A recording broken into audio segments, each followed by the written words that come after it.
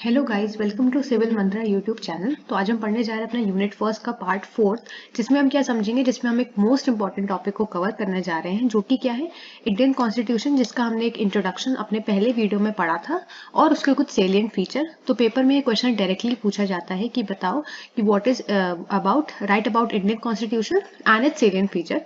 तो वो चीज हम यहाँ पर कवर करेंगे, ठीक है। तो Indian constitution and it's salient feature. तो इंडियन कॉन्स्टिट्यूशन मैंने पहले वीडियो में कवर किया है, वो जो मैटर था वहां से आप इसमें ऐड कर सकते हो। यहाँ पर हम इसके सेलिएंट फीचर की बात करेंगे, ठीक है। So the basic structure of constitution, that is its most fundamental feature, can be described as.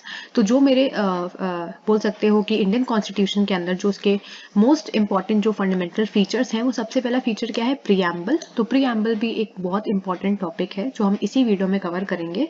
तो प्रीएम्बल इसके अंदर का फीचर हो गया। फिर फंडामेंटल राइट, फंडामेंटल ड्यूटीज भी इसके अंदर आता है।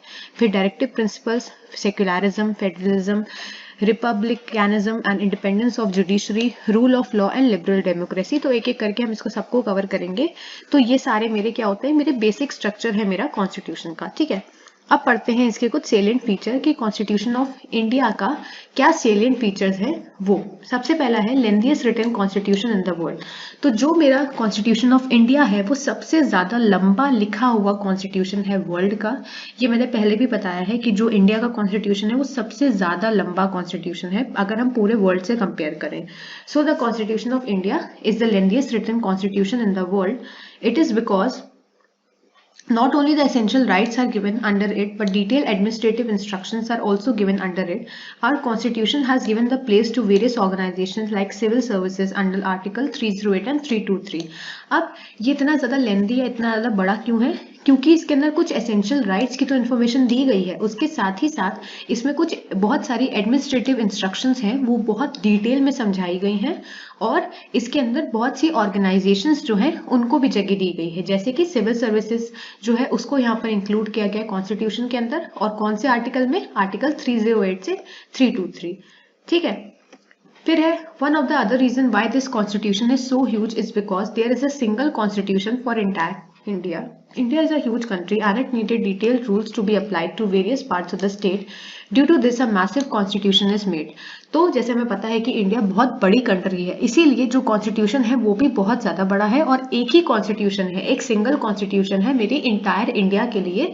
और इंडिया क्योंकि अपने आप में ही बहुत ज्यादा ह्यूज कंट्री है, इसी वजह से, और उसके अंदर बहुत सारे डिफरेंट स्टेट्स हैं, बहुत ज्यादा पार्ट्स हैं, इसीलिए जो मेरा कॉन्स्टिट्यूशन है वो मैसिव है। तो पहला पॉइंट क्या हो गया? पहला पॉइंट हो गया कि बहुत बड़ा कॉन्स्टिट्यूशन है मेरी इंडिया का अगर हम वर्ल्ड से कंपैरिजन करें, ठीक है। फिर है made from many different sources. तो जो मेरा कॉन्स्टिट्यूशन ऑफ इंडिया है वो बहुत सारे सोर्सेज को इंक्लूड करके, बहुत सारे सोर्सेज से रिसर्च करके तब बनाया गया है। So different parts of our constitution are taken from various countries. The maker of our constitution took the structural part of constitution from government of India act 1935, ठीक है। तो जो मेरा कॉन्स्टिट्यूशन है उसके जो अलग अलग पार्ट्स हैं, अलग अलग जो डिविजन्स हैं, वो कहाँ से लिए गए हैं? वो बहुत सारी कंट्रीज से लिए गए हैं। और जो मेन जो बोल सकते हो कि स्ट्रक्चर जो बनाया गया है कॉन्स्टिट्यूशन का, वो कॉन्स्टिट्यूशन का स्ट्रक्चर कहाँ से बनाया गया है? मेरे गवर्नमेंट ऑफ इंडिया एक्ट 1935 से, जो हम लोग पढ़ चुके हैं, ठीक है। फिर है आप कौन कौन से सोर्सेज हैं जो जिससे मेरा इंडियन कॉन्स्टिट्यूशन बनाया गया है, जिससे बताया मैंने कि बहुत सारी कंट्रीज से लेकर बनाया गया है। तो वो कंट्रीज कौन कौन सी हैं, फिर वो सारे सोर्सेज कौन से हैं? सबसे पहले है United states of America. So USA से यहाँ पर इन लोगों ने रेफरेंस लिया है। इसमें चीजें आ गई कि फंडामेंटल राइट्स के बारे में, independence of judiciary, judicial review, impeachment of president and supreme court जजेस। तो जितनी चीजें इनके कॉन्स्टिट्यूशन में मेंशन थी, इनके जो सोर्सेज से मेंशन थी, तो यूएसए उसमें एक पार्ट है, ठीक है।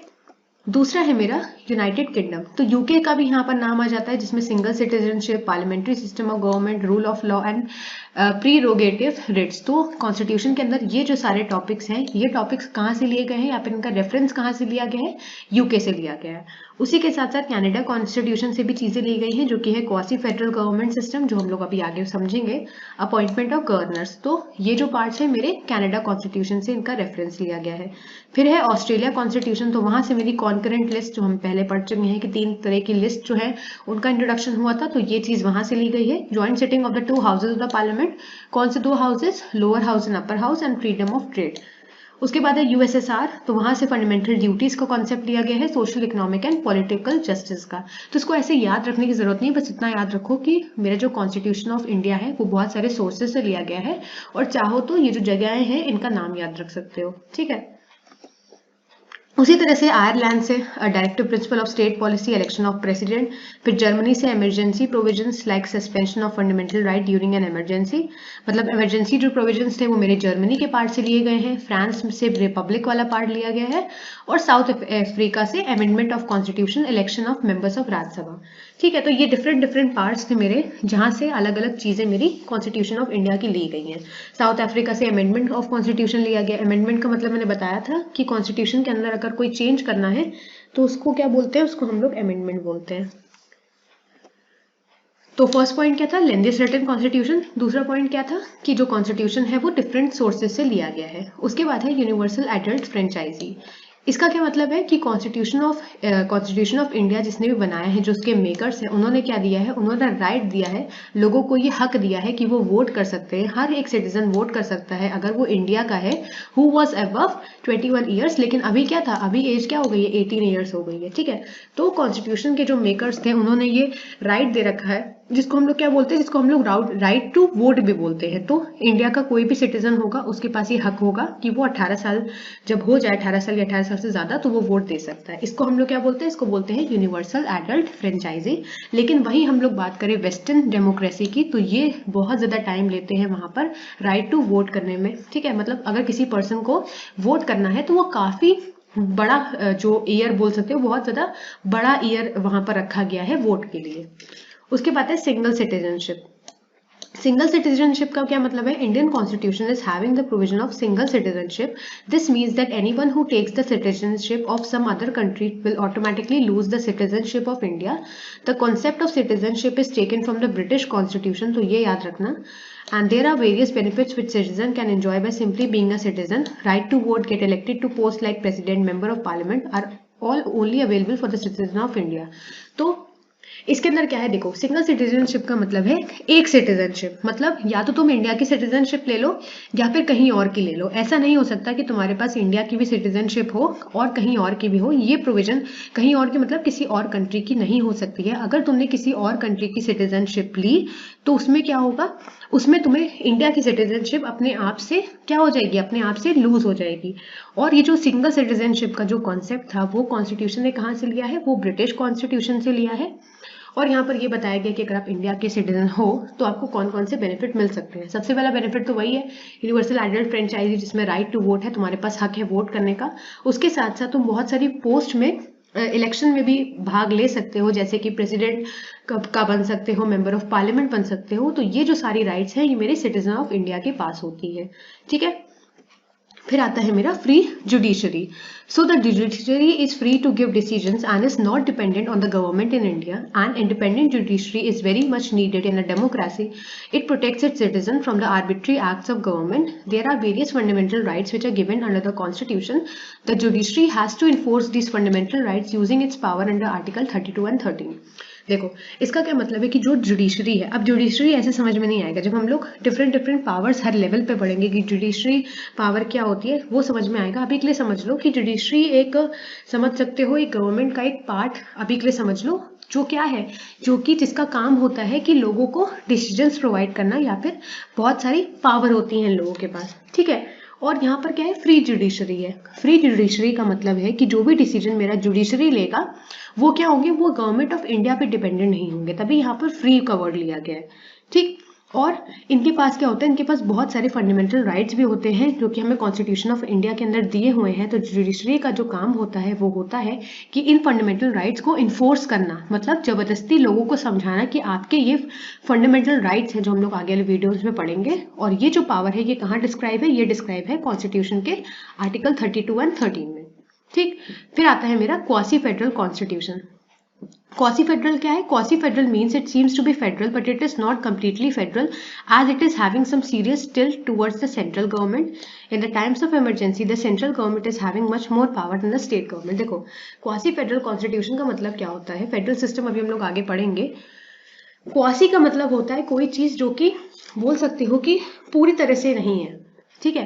पूरी तरीके से ना होने का मतलब है कि ये फेडरल तो है लेकिन ये क्वासी फेडरल है, मतलब पूरी तरह से फेडरल नहीं है। इसका जो टिल्ट है, इसका जो झुकाव है वो सेंट्रल गवर्नमेंट के तरफ है।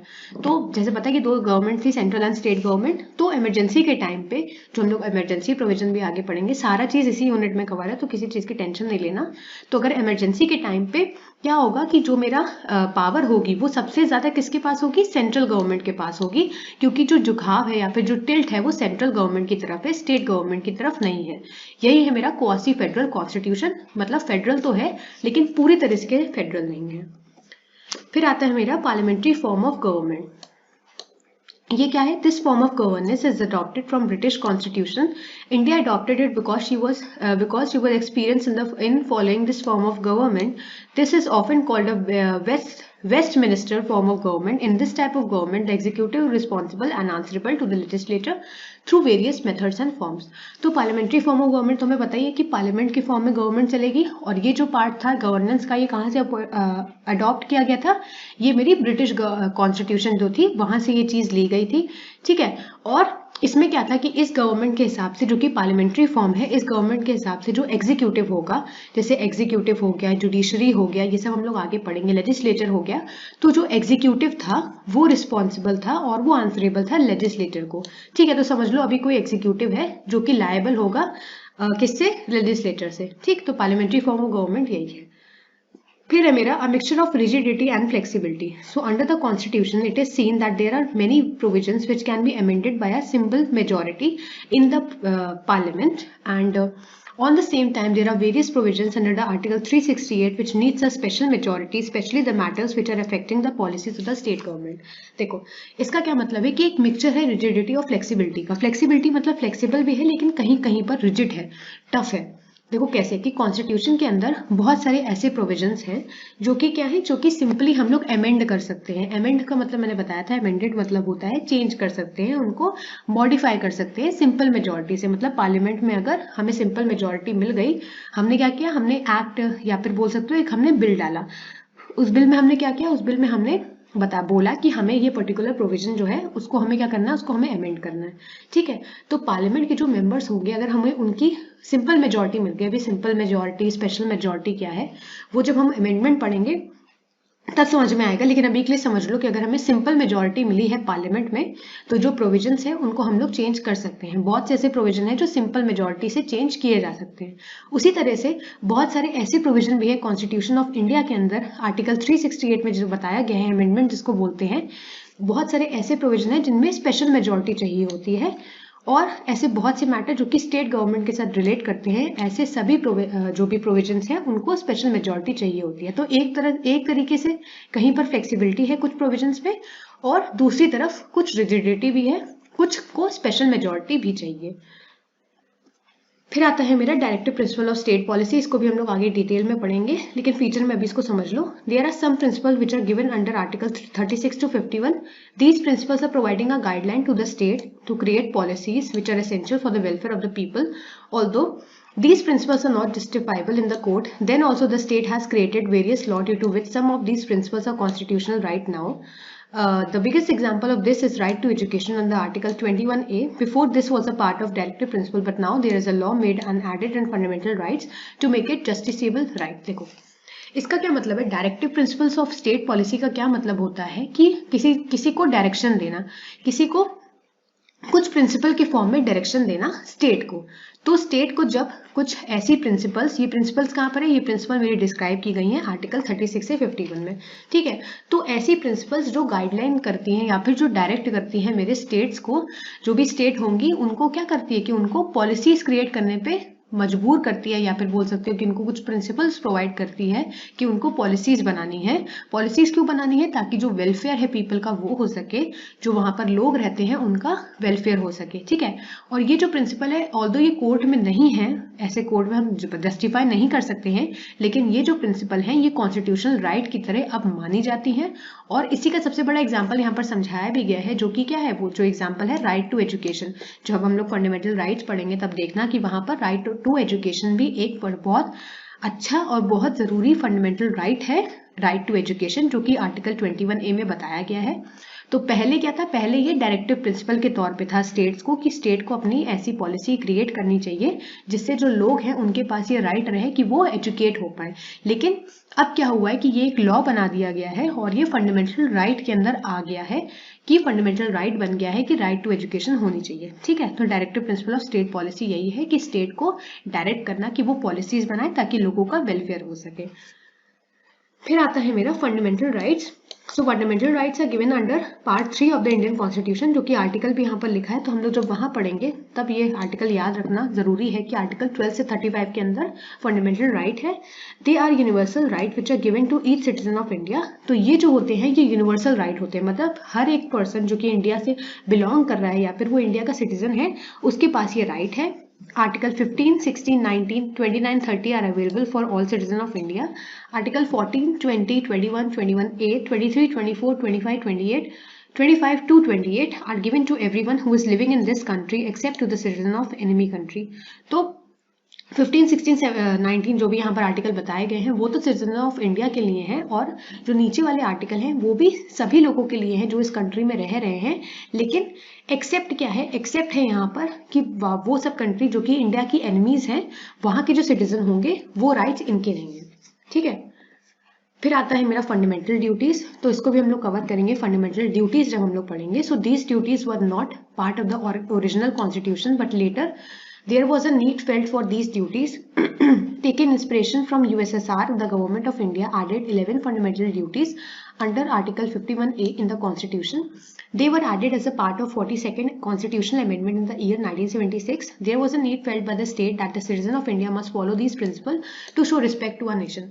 देखो फंडामेंटल राइट्स क्या थे कि जो मेरे सिटीजन ऑफ इंडिया होंगे उनके जो बोल सकते हो कि उनका जो हक है या फिर उनके जो राइट्स हैं। ठीक है, फंडामेंटल ड्यूटीज क्या होती है, फंडामेंटल ड्यूटी होती है कि जो मेरे सिटीजन ऑफ इंडिया है उनके पास उनका बेसिकली बोल सकते हो कि उनकी क्या ड्यूटी होती है, क्या उनकी ड्यूटी है इस पर्टिकुलर नेशन के प्रति, वो मेरी फंडामेंटल ड्यूटीज के अंदर आते हैं। ठीक है, तो पहले तो ये कॉन्स्टिट्यूशन का पार्ट नहीं थे, लेकिन 1976 में जब 42nd कॉन्स्टिट्यूशनल अमेंडमेंट हुआ, जब हम लोग पढ़ेंगे तो उसके अंदर ये चीजें मेरी कॉन्स्टिट्यूशन के अंदर इंक्लूड की गई और वहां से हमें समझ में आया कि ये जो फंडामेंटल ड्यूटीज है वो भी इंक्लूड करनी चाहिए ताकि जो सिटीजन है मेरे इंडिया के वो अपना अफेक्शन शो कर सके या फिर अपना रिस्पेक्ट शो कर सके अपनी नेशन की तरफ। ठीक, तो ये सारे मेरे फीचर्स होते हैं कॉन्स्टिट्यूशन ऑफ इंडिया के।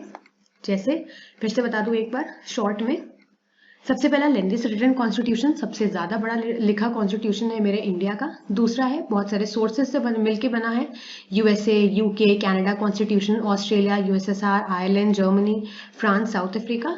फिर यूनिवर्सल एडल्ट फ्रेंचाइजी, हर एक सिटीजन को वोट देने का हक है अगर वो 18 साल से ज्यादा है या 18 का है। सिंगल सिटीजनशिप, मतलब एक ही सिटीजनशिप आपके पास होनी चाहिए।